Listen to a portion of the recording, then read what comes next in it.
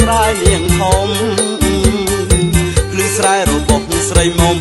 ស្មៅដោះម្ដុំម្ដុំវាដុះតែស្មៅកន់ត្រើយ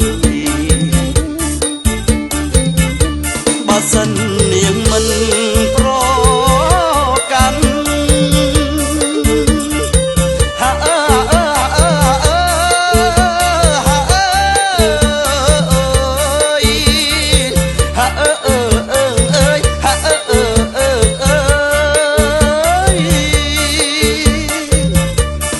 សិននាងមិន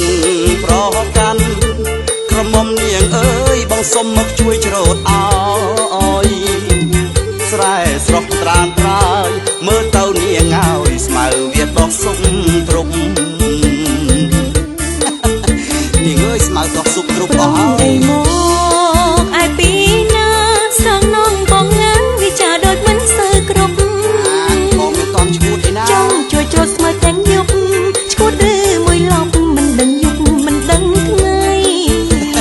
បងច្រូតស្មៅឲ្យមានយល់លុយឯណាម៉ែនាងចាំងឲ្យនាងក៏ចាំងល្អបងងាយមិនមានកម្លាំងជួដីទួងស្មៅដល់វាច្រើនក្ដីល្អបងងាយពុកម៉ែឲ្យនាងជួគេបាច់ជួទេបងច្រូតឲ្យព្រីគេថាស្រែមានស្មៅល្អនាងអើយឮថាស្រូវមិនសូវផ្លែបងនេះជំនាញធ្វើស្រែស្ម័គ្រជួយមានស្នេហ៍មិនខ្លាចគ្រុនក្តៅរងាខំបងរ៉ាប់រងទាំងអស់អើយហាអើ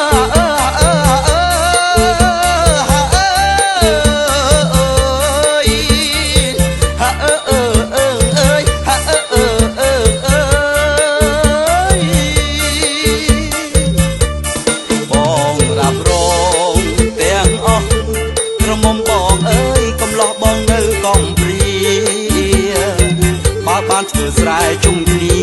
ធ្វើឲ្យពុំងារបងនឹងសុំចូលចែកជើរៀងចែងនាងមិនយកវែកទៅវែកមកវែកចូលតែស្រើច្រឡំវែកខុសថាបើចង់ចូលចែកជើសួរដល់ម៉ែអើមើលទៅគាត់មិនលើកឲ្យទេ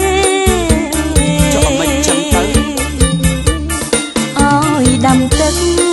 ក៏ដាំមិនពុំសំបីតែអងក៏បងមិនដែរពុំដែរថ្ងៃឃើញនៅទុំនេះល្អបងហើយចិត្តជាប្រងកំជើផឹងអនកន្លែងហ្នឹងតែកន្លែងផ្សេងខ្លាំងថាបើ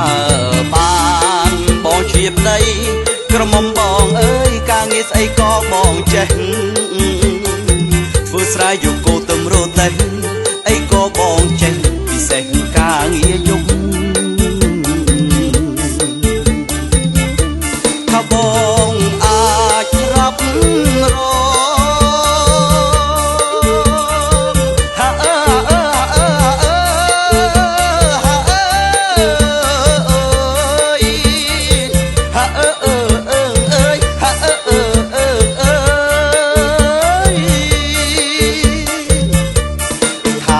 បងអាច